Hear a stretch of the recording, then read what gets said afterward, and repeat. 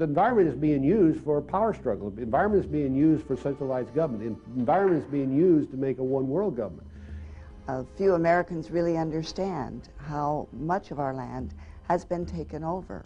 They are looking after somebody else's welfare, not the welfare and the rights of the American people. I think that there's a real question here about the sovereignty of the United States.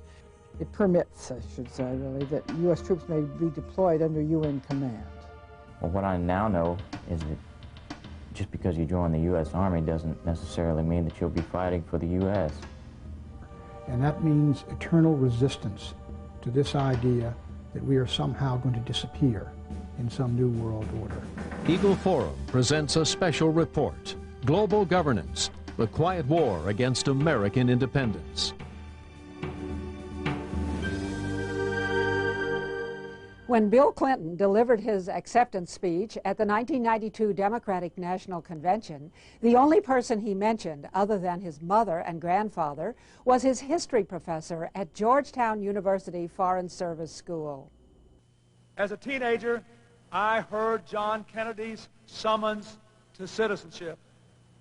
And then, as a student at Georgetown, I heard that call clarified by a professor named Carroll Quigley. Professor Quigley's 1,300-page book, entitled Tragedy and Hope, described the small elite, which he said actually runs the United States. Quigley labeled it the network and said it consists of men who are cosmopolitan and international, close to governments, equally devoted to secrecy and the secret use of financial influence in political life.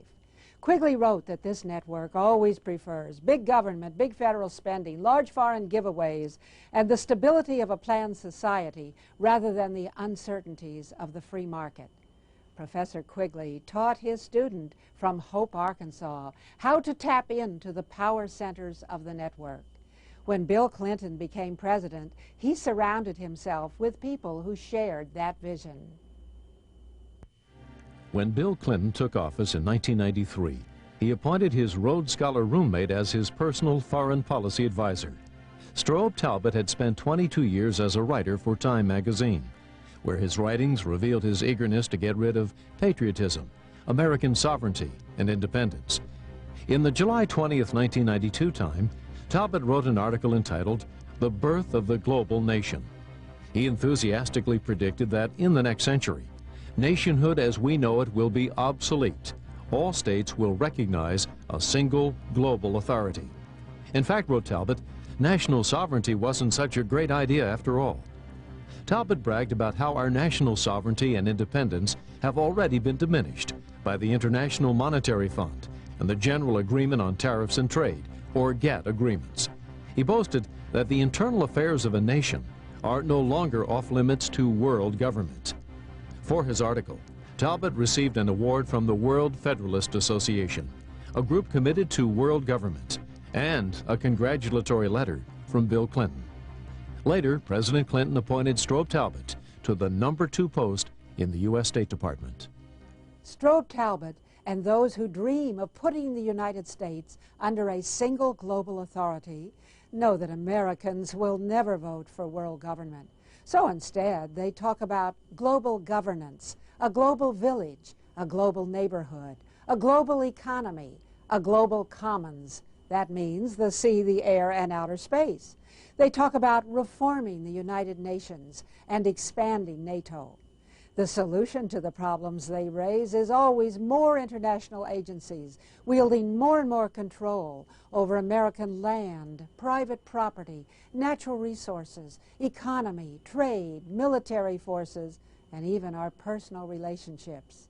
The global governance bureaucrats in the Clinton administration have a close working relationship with the bureaucrats in international organizations. Together, they use two principal techniques to increase the power of global organizations: treaties and international conferences. November 20th, 1989.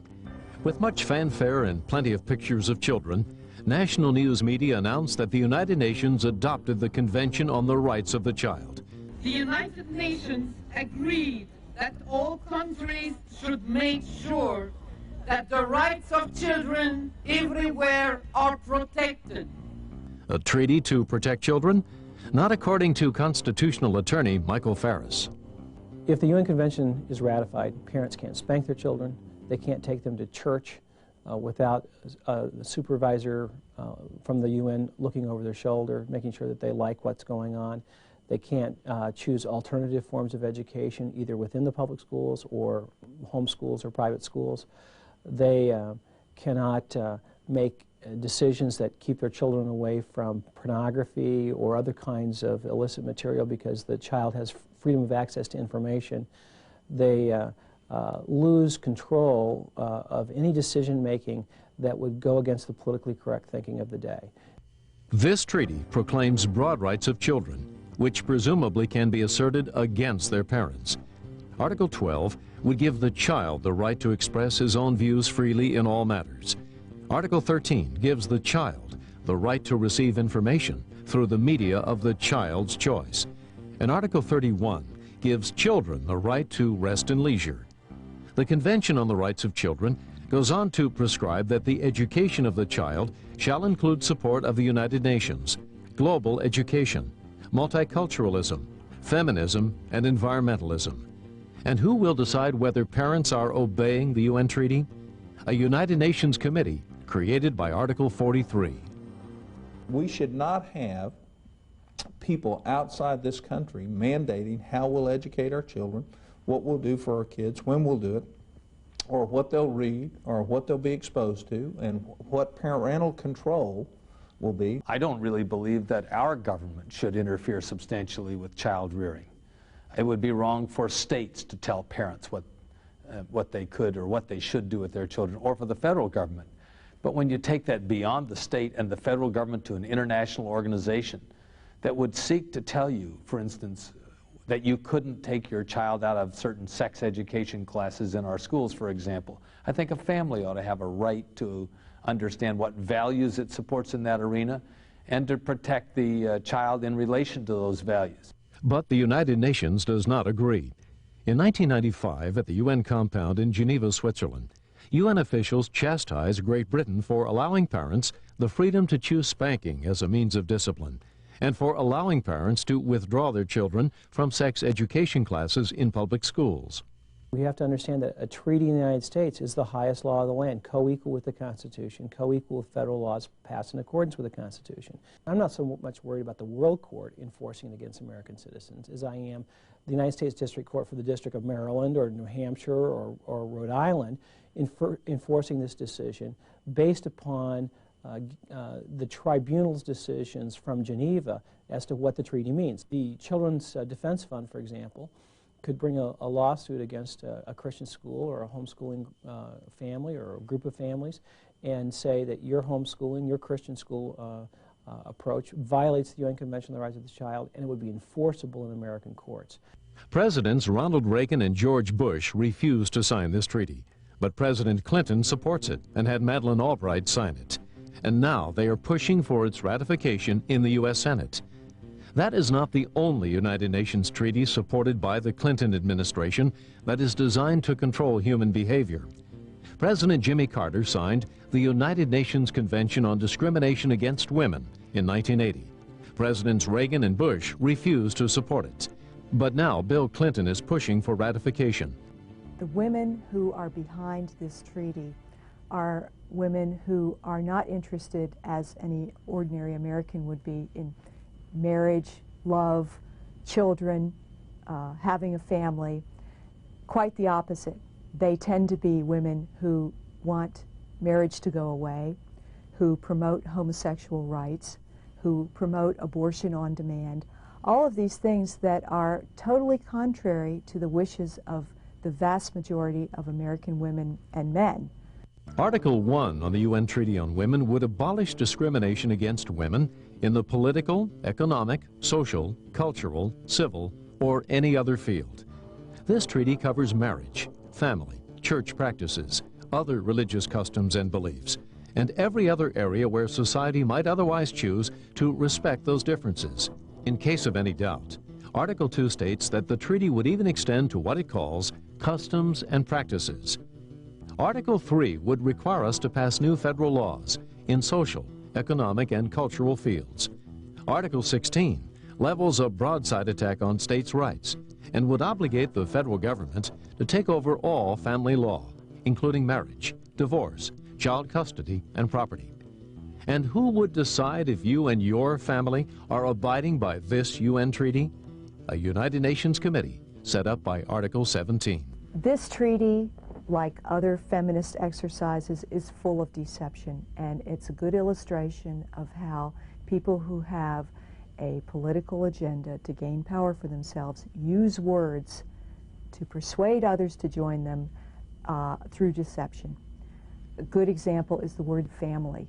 When you or I use the word family, we mean mom, dad, and the kids. We mean extended family, grandma, grandpa. When they mean family, they mean two guys who met each other in a bar on Saturday night and have decided to live together. They mean any collection of people who have a either permanent or temporary interest in one another. That is just not what the rest of us mean by family, yet feminists will constantly invoke the word family with their own meaning in mind, hoping that we'll be fooled.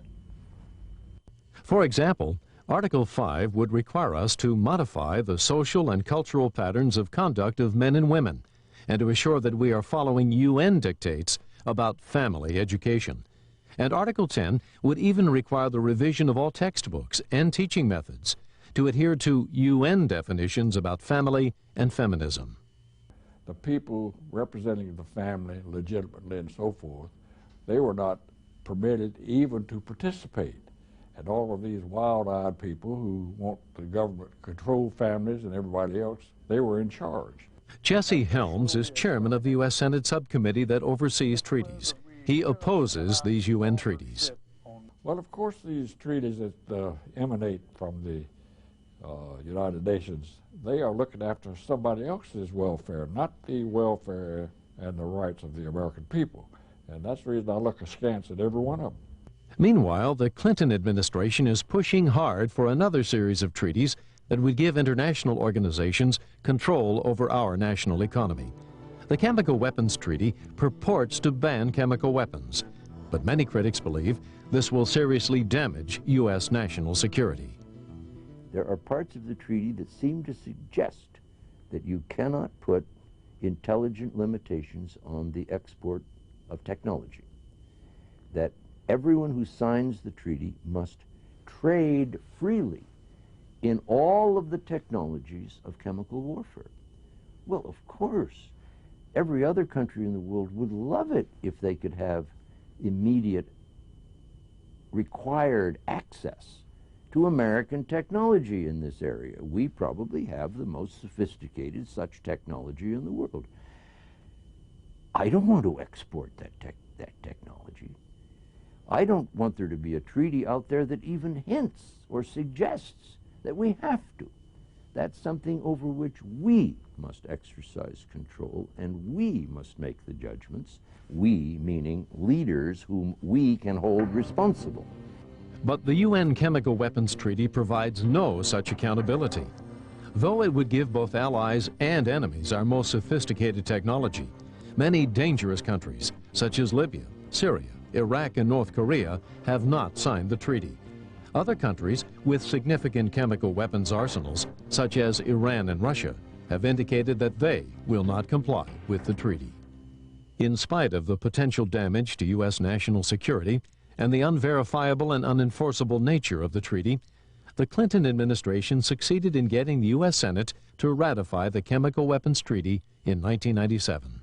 The Chemical Weapons Treaty, of course, doesn't do one thing to protect the American people against chemical warfare. Yet it has caused many people to have a false sense of security. It's interesting. We have a new chemical weapons ban treaty for which the people that are most likely to threaten us are not a party to. It's not much of a treaty. What did we accomplish with it? We accomplished nothing other than limiting ourselves to have a weak negotiating position with those very adversaries that we face today. Another dangerous UN treaty that would damage our national economy is the law of the sea. Nearly 3/4 of the world's surface is covered by water. American companies harvest minerals from the sea that are important to our industrial and military defense. In the late 70s, the Carter administration developed a treaty that would effectively give the United Nations decision-making authority over the world's vast ocean riches. And we have succeeded in adopting a convention covering practically every aspect of the uses and resources of the sea. But President Ronald Reagan opposed the treaty. Doug Bandel worked on the law of the sea during his administration.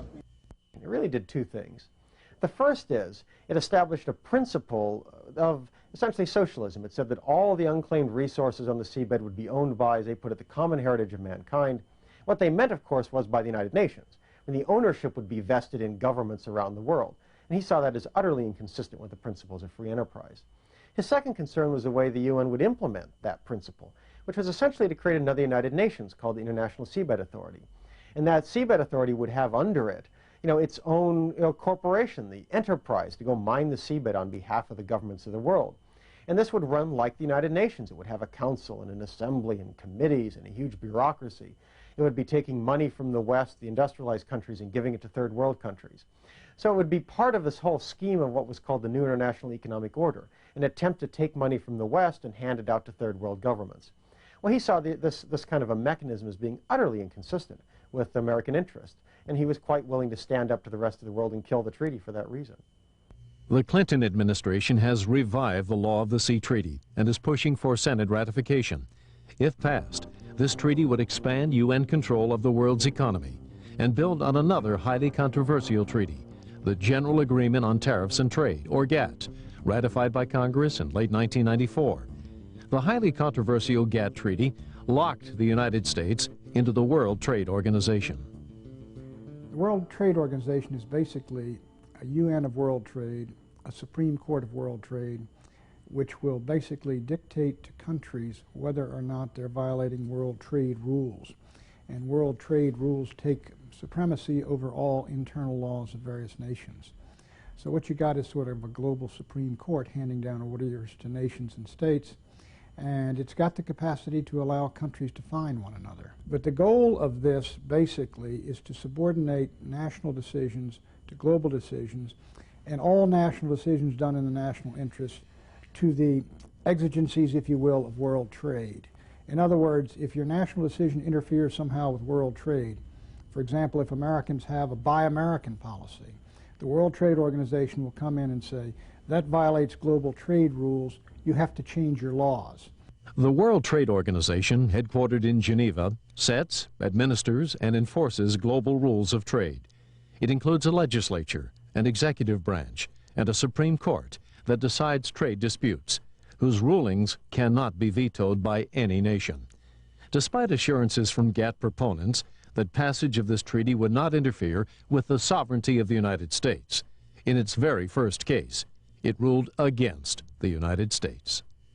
The first country sued under the World Trade Organization was the United States of America. We were sued under it by the Venezuelans because we would not accept fuels that did not meet our clean air standard. Well, we worked long and hard to clean the air up in this country. We lost the suit in the World Trade Organization, and now a body of people in the World Trade Organization, most of them not our friends, most of them actually our enemies in terms of foreign policy, have now dictated that we'll import dirty fuel and burn dirty gasoline in California because we've signed a treaty, a GATT treaty. And this is the great threat here. The World Trade Organization is one of about 4 or 5 organizations which I believe the proponents of the New World Order hope to create into a global world government. The third type of treaty being pushed hard by the Clinton administration would give much control over U.S. land, energy, and private property to various agencies of global governance. In Rio de Janeiro in 1992, the United Nations hosted a conference called Earth Summit. This conference produced a new treaty called the Convention on Biological Diversity. President Bush did not sign the treaty, but it was hailed by UN officials and various non-governmental groups, or NGOs. We must eradicate poverty. We must achieve greater equality within and between nations.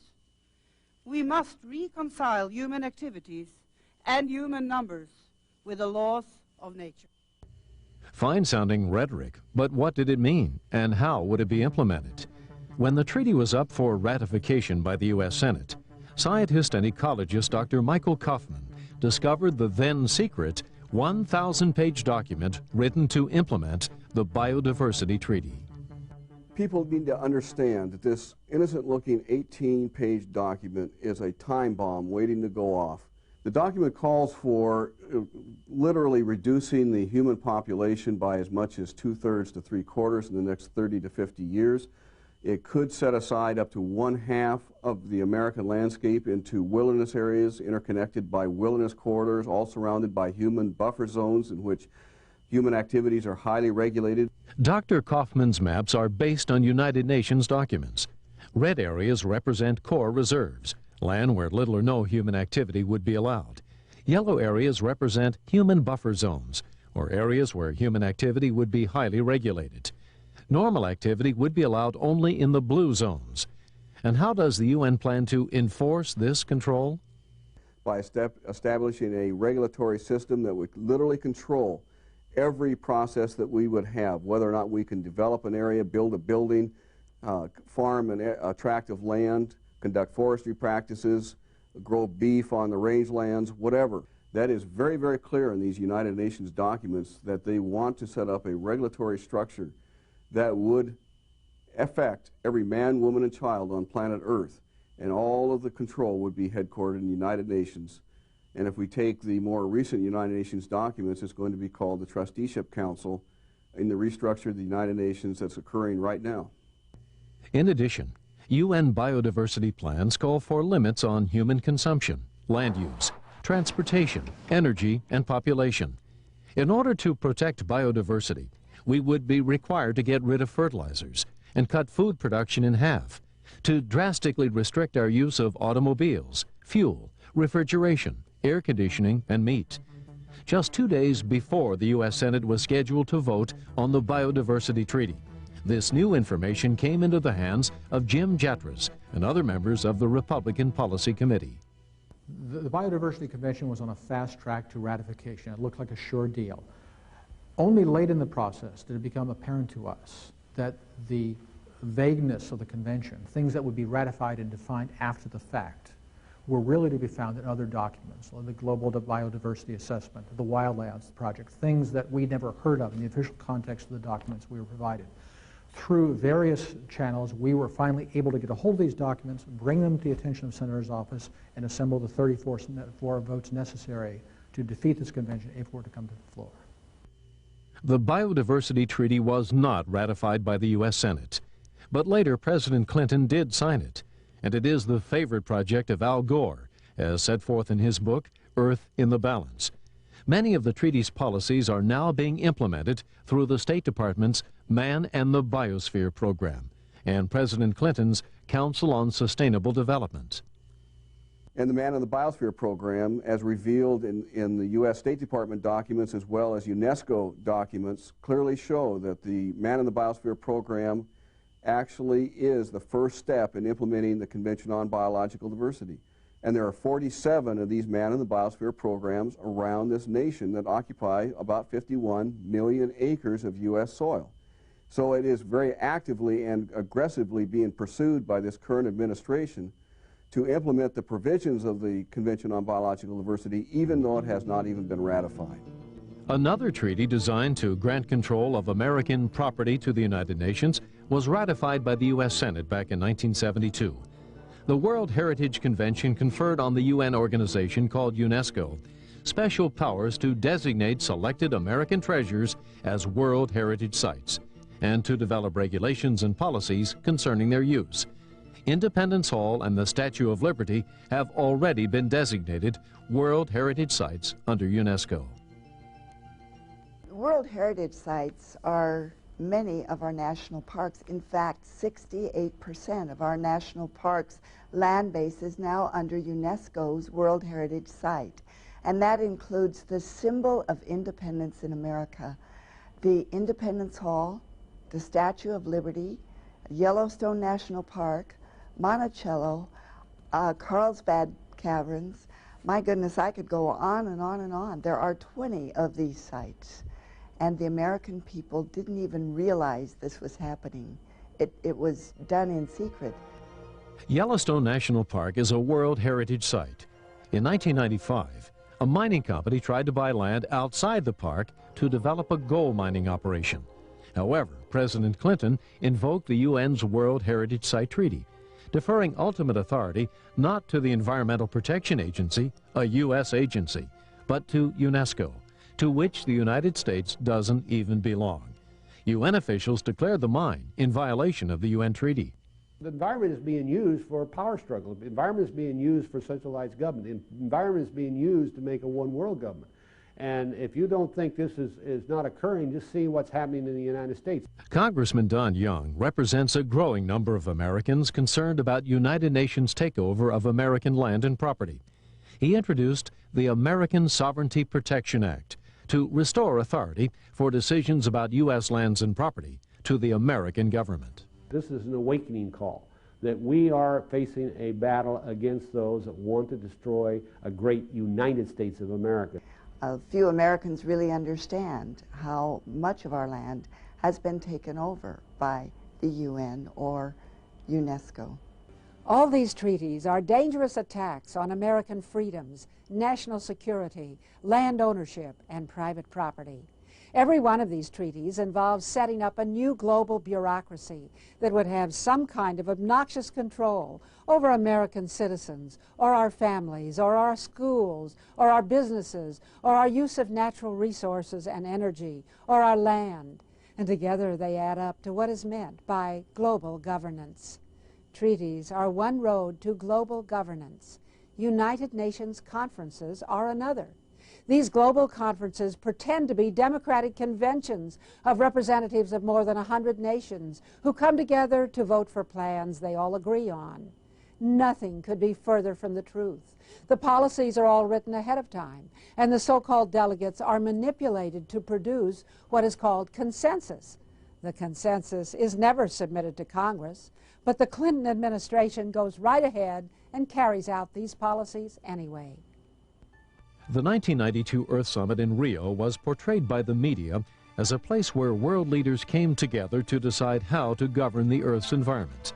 What really happened was that consensus was produced by aggressive lobbying by environmental groups that had gotten semi-official recognition as non-governmental organizations called NGOs. Canadian journalist Elaine Dewar attended the Rio Earth Summit. There was a charity set up in the United States called Echo Fund 92, which had a purpose to help Mr. Strong in the operations of his office as Secretary General of the conference. And most of the money that flowed into that charity came from very large organizations, for example, Rockefeller Foundation, Ford Foundation, some very large industrial interests in Japan, in Italy, etc. That money, as I understand it from their reports to the IRS, was used effectively to fund NGOs which were in attendance, which were basically allowed to come as representatives of the people to both the Rio PrepCon and the summit itself. In other words, groups were created out of whole cloth and attended at the Rio Summit as if they were representing people, and they were not. The people from other countries who go to these international conferences seem to be envious of America's high standard of living and private property. In 1996, at the UN Habitat Conference in Istanbul, Turkey, the consensus decided that the United States should provide housing for people all over the world. And at the UN World Hunger Conference in Rome, the consensus decided that America should take on the task of feeding the whole world. Now, President Clinton is planning on going to a world conference in Kyoto, Japan. It is widely predicted that the consensus in Kyoto will bind us to reduce U.S. energy consumption by 1/4, and that would have a devastating effect on America's standard of living and on the ability of U.S. wage earners to support their families. Senator Chuck Hagel co-sponsored a Senate resolution denouncing Clinton administration plans to sign the controversial global warming treaty. His resolution gained near unanimous support.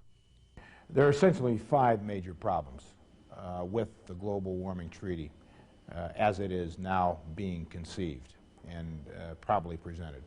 One, there's no clear, concise science that shows that the globe is warming up. At best, the science is contradictory, it's inconclusive, it's unclear. Second, the economic consequences. The economic consequences, we know for sure, would be disastrous, would be devastating to this country, driving industries out of this country. We would lose millions of jobs. Energy costs would go up. Productivity would go down. Standard of living would go down. Third, if in fact you want to curb greenhouse gas emissions, you certainly don't do that by binding the developed nations and let all the other countries, 130 of the so-called non-developed countries, including China, India, Mexico, South Korea, and others, off, because they will be, within 10 to 15 years, the largest emitters of greenhouse gas emissions. Fourth, national sovereignty. This cuts right at the heart of national sovereignty of the United States of America. We, in essence, if we signed this treaty, would be saying we would allow an international body to come in and dictate to our industries, our businesses, our people, what they could do and what they couldn't do. Use of what energy, which sources of energy, the cost of energy. And fifth, national security implications. If this treaty was signed, it would have disastrous implications on our national security. It would mean that we would have to fly less. We would shut down many of our training programs for tanks, armored vehicles, for ships, and for what? To sign this treaty.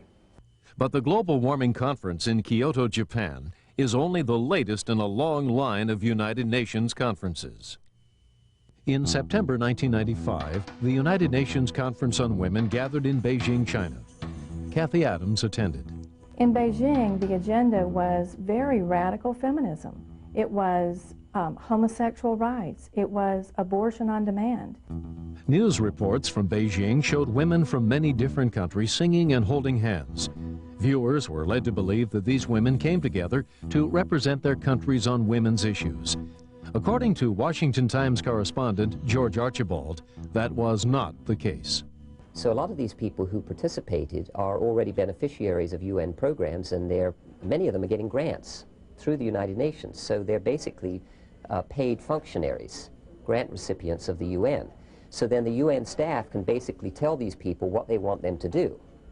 And if they don't do what they want them to do, you know, the implicit point is that it's going to affect their funding. When they were promoting the idea that the definition of family should include same-sex partners, men and men, women and women, and a delegate from Honduras and another from Guatemala vigorously objected to this, along with the Vatican. Now, they were taken aside and told, your aid, your programs are going to, you're threatening the funding for your programs if you continue to take this position.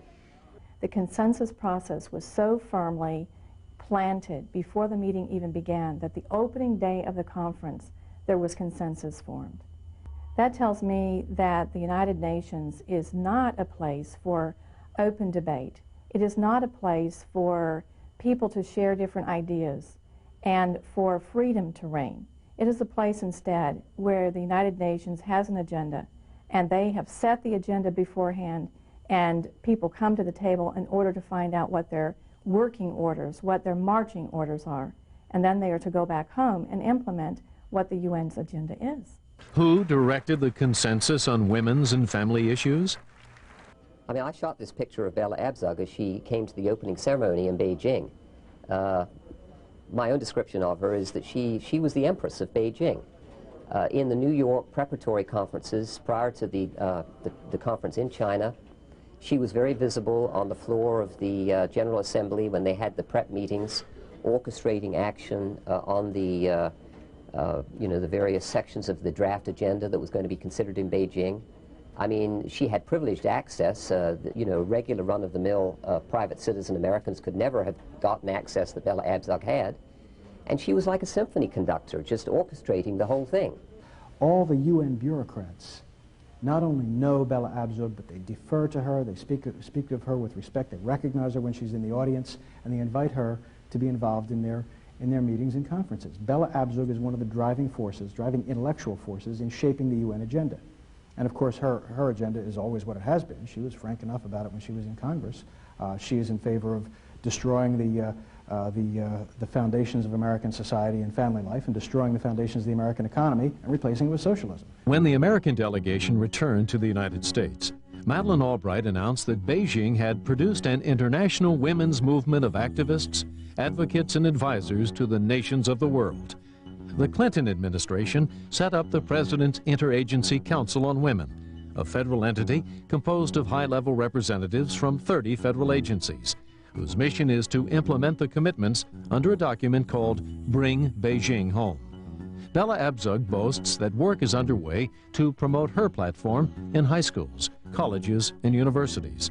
And Congress and the American people never had the chance to vote on any part of it. The most revealing thing about the 3 UN conferences that I have attended is that they have a very set agenda. The United Nations is trying to impose its ideas on the rest of the world. But how are they going to pay for it? I attended a press conference by the World Bank when I was in Rome, and it was very clear that they plan to implement many of the ideas coming to consensus at these different conferences. And who is the biggest funder of the World Bank? The United States is. The global conference that had the least media coverage in the United States was the UN World Summit for Social Development held in Copenhagen, Denmark in 1995. That's where UN officials worked for consensus on a really extraordinary plan to finance their goals for global governance. At Copenhagen, James Gustav Speth, a Clinton-appointed UN official, called for a global tax on foreign exchange transactions. This plan would give the UN a steady flow of trillions of US dollars without any action by Congress. Michael Schwartz attended the Copenhagen conference. What he proposed is a tax on international currency transfers and a tax on international travel, which would be collected by the central banks that did the international currency transfers. So nobody would notice that they were being taxed. But in fact, given especially the high level of international trade that exists today and the high level of international travel, it was estimated at Copenhagen that this would bring in $1.5 trillion a year to the United Nations. The move to give the United Nations power to impose taxes has the support of several wealthy liberal foundations, such as the MacArthur and Carnegie Foundations. The World Federalist Association, headed by former presidential candidate John B. Anderson, has called for UN taxes on international travel and postal service. Of course, U.S. taxpayers are already paying more than 1/4 of the UN budget. You get an organization which literally spends hundreds of millions of dollars on conferences every year, on travel, on publications. I mean, this is an organization that puts out like 160 million publications a year and 2 billion pages. Well, what we have is utter irresponsibility there. And as long as you have a system where a voting majority, I mean, 1% of the money comes from the voting majority, you're not going to have a responsible system. We're now paying 25% of routine UN activities, 31.2% or something like that of UN peacekeeping activities. I think that most of our constituents believe that we are assessed far more than our fair share of UN routine activities and UN peacekeeping. Right now, the UN exists only because sovereign governments who are accountable to their people in some way contribute money and are willing to go along with what the UN does. And possibly some countries could say, no, we're not going to do that, and they'd get away with it today. But if the UN were able to raise its own money, raise its own revenues, nobody could stand up against their will. They'd have the power to enforce their will even against a sovereign nation, even against the United States.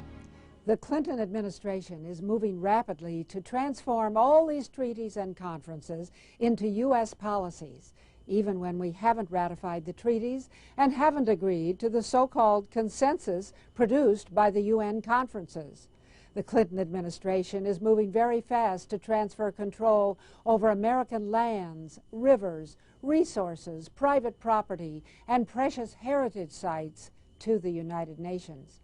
And on top of all that, the Clinton administration is determined to put American servicemen and women under foreign command, where instead of defending American national interests, they will be used to fight never-ending UN and NATO wars. San Francisco, 1945. International leaders gather from all over the world to meet for the first United Nations conference. The organizing Secretary General for the San Francisco Conference was Alger Hiss, who was later exposed as a Soviet spy.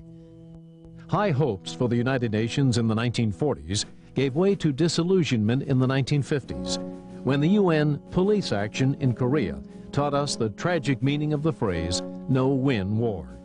By the 1970s, the UN had become a forum for a steady stream of speeches attacking the United States. When Ronald Reagan was elected in 1980, the anti-American agenda of the UN was finally challenged, and the United Nations lost most of its influence. Reagan saw the UN really as acting very much against American interests, that it was being used by the Soviet Union, it was being used by a very radical third world majority that called itself the Group of 77. So he felt that the UN had to be dealt with very strongly. That's why he appointed Jeane Kirkpatrick, for example, somebody who, in his view, would go to the United Nations and take down that kick me sign off the United States. That would say, we're going to stand up for American interests, and that means opposing the UN when we need to. It means vetoing things when we need to. It means walking out of conferences when we need to. It means defunding organizations when we need to, UNESCO, for example. So he took a very tough stand. I mean, he was willing to have the United States participate, but his view was, we've got to transform the way we're there. But then President George Bush revived it in order to make it a sponsor of his Persian Gulf War. Bush introduced a new phrase to the American public. Out of these troubled times, our fifth objective, a new world order, can emerge. Now we can see a new world coming into view. A world in which there is the very real prospect of a new world order. President Bill Clinton was glad to define this new world order by demanding ratification of all the UN treaties that Presidents Reagan and Bush had rejected. The Clinton administration is pushing hard for the biodiversity and climate change treaties, for the Law of the Sea Treaty, and for the UN Treaty on Women, and for the UN Treaty on the Rights of the Child.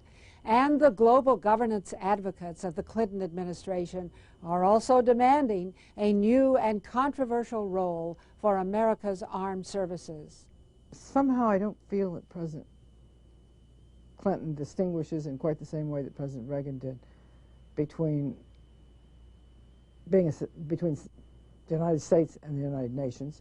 I think President Reagan had a very strong sense of American identity and of American citizenship. And I think he was very deeply attached to the American tradition and, you know, to American men and women, but to American freedom and to American forces. And I feel really that President Clinton is much more likely to be speaking about the world.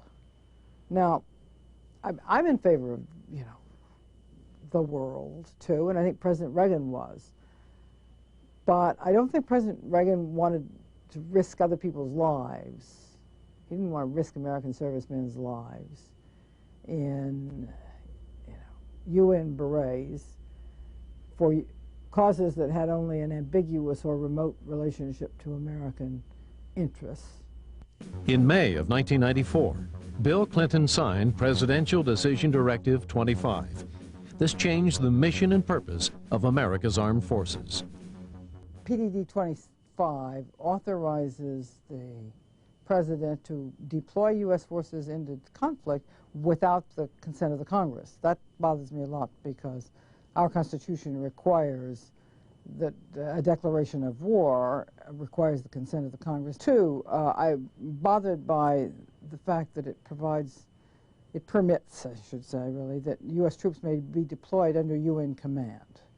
What makes UN command so very dangerous is that it would put U.S. forces under commanders and with other groups with whom they, you know, are not familiar, with whom they have never exercised, whose language they do not speak, and who do not know them and don't know what they can do and what they can't do. So I think that the capacity for damage and the danger is really magnified under any kind of operation that takes place under UN command. Witness Somalia. Under PDD-25, American troops were sent into that country's civil war under foreign command as so-called UN peacekeepers. American forces were ambushed, leaving 18 American soldiers killed, plus 54 wounded. On television that evening, Americans saw Somalians dancing on jeeps and dragging a dead American serviceman through the streets. Our Rangers should not have been in the streets of Mogadishu unless we had complete operational control. U.S. forces were not sufficiently heavily armed. They had asked for, their commanders, their American commanders, had asked for heavier armor and heavier weapons, and they had been turned down under the peacekeeping policies that were formulated by the same people that formulated PDD-25. Parents of 2 of the slain American soldiers spoke to a Senate subcommittee. I told the president today that Casey did die in vain. My son's death served no purpose. His courage and sacrifice have been wasted. When Al Gore, our vice president, tells the parents of the young men who were shot down in that friendly fire helicopter accident over Iraq, you should be proud of your son who died as a UN soldier. That was a wake-up call to a lot of Americans. As a congresswoman, it bothers me because most young men and women who sign up for service in the United States Armed Forces pledge to give their all, their life, their liberty, their pursuit of happiness. They lay everything they have on the line to serve America. But most young men and women wouldn't lay everything they have on the line to serve another nation. Army Specialist Michael New is a decorated American soldier with an exemplary record of service. On October 2, 1995, Michael New's Army commanders informed him that he would soon be ordered to Macedonia as part of a UN peacekeeping operation. But unlike previous U.S. involvement in UN exercises, this mission would be different. When we fought in Korea, we fought there as U.S. soldiers, side by side with soldiers from other countries in pursuit of a UN goal, with the understanding that we also had a vital national interest that was being pursued there. When our soldiers go to Macedonia, they go there in effect as UN soldiers. They wear the UN insignia.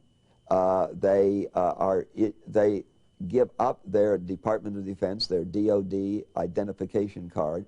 This is the first time in history where we've had all the combination of factors of UN foreign commanders, UN uniforms, and clear direction to stop being exclusively a United States soldier. Taking the UN identity card, for example, into Macedonia was one of the requirements.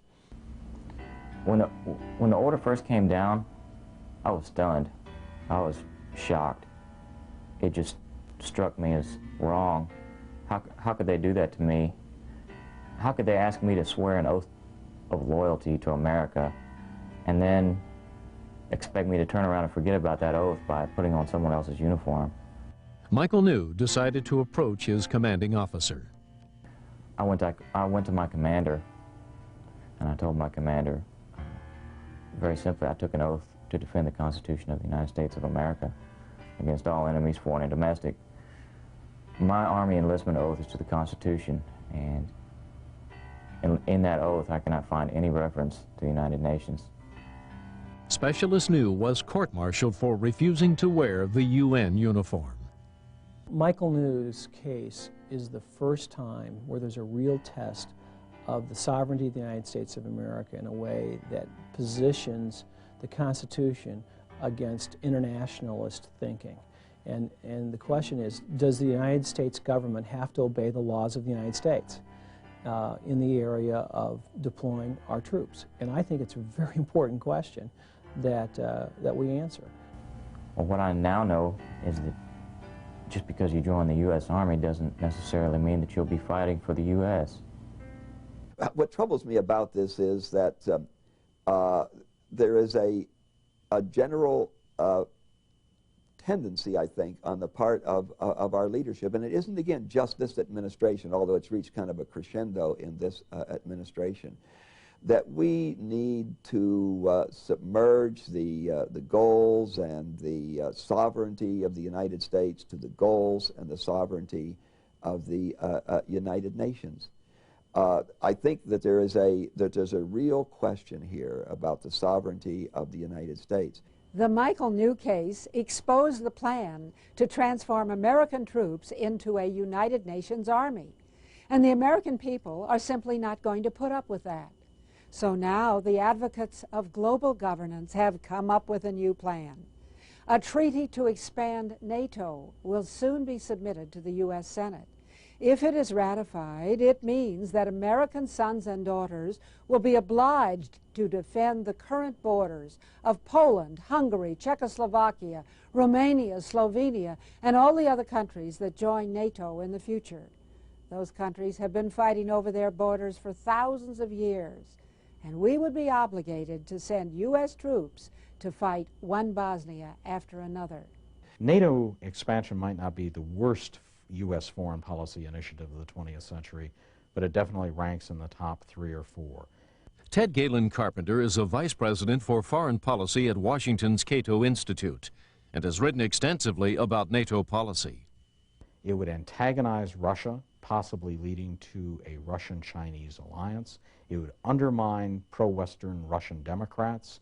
It would create security commitments that we could not fulfill to the new East European members of NATO without a U.S. nuclear guarantee, and it would entangle us in any number of potential Bosnia-style crises in Central and Eastern Europe. It is a dreadful, potentially catastrophic idea. The advocates of global governance are all around us. Public school textbooks are filled with concepts about world citizenship rather than American independence, about protection of the earth and biodiversity rather than human rights, and about definitions of the family to conform to the feminist consensus in Beijing and the UN treaties about women and the child. The National Education Association passes a resolution every year calling for global education in the schools. I received this letter from Walter Cronkite, the longtime icon of television news, asking me to contribute to the campaign for global change. He urged a global call for a reinvigorated United Nations, permanent UN peacekeeping forces, an international court, and a strong commission for sustainable development that would restrict our private property rights. Global treaties and conferences are a direct threat to every American citizen. They are an assault on your right to raise and educate your children as you see fit. They are an attack on your ownership of your private property and on American ownership of our national treasures, such as our national parks.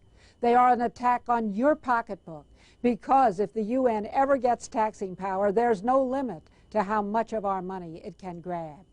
And they are an attack on the American standard of living, because their goal is to steal American wealth and redistribute it to the rest of the world. Global treaties and conferences are an assault on the soul and the sovereignty of America, because they mean that young American men and women will be sent around the world on phony peacekeeping expeditions. Our Declaration of Independence and United States Constitution are the fountainhead of the freedom and prosperity Americans enjoy. That freedom is threatened now. The price of liberty is eternal vigilance. It's time for Americans to be vigilant so that treaties and conferences do not steal our precious and unique heritage. That's why we produce this program, so that you and other Americans will know the truth, and together we will resist global governance. Watch for treaty votes in the U.S. Senate. Make your voice heard when it counts, and show this program to your friends. Truth is the best weapon against global governance. What I'm seeing is an escalation of the takeover of command and control of our military, the takeover of a large portion of our land base, and the conquering of America's freedom and spirit of independence and self-reliance. Whether we move left or right or center, the destiny of our country ought to be determined by Americans. And to see our own leaders surrendering that sovereignty to global institutions, it seems to me really approaches a sellout and a betrayal of the Founding Fathers and of the idea for which America was founded. I simply reject the notion that somehow we can go to countries where there is less freedom, less respect, less dignity for any affected population, whether it be women or children, and get them to tell us what we ought to be doing. I think as responsible individuals, given the capacity to make consequential choices by our government and ultimately by God who created us to be free, we don't need an international organization to tell us how to treat our children, how to treat ourselves, how to treat our women, how to fashion our families. As free Americans, we can make those decisions right here at home.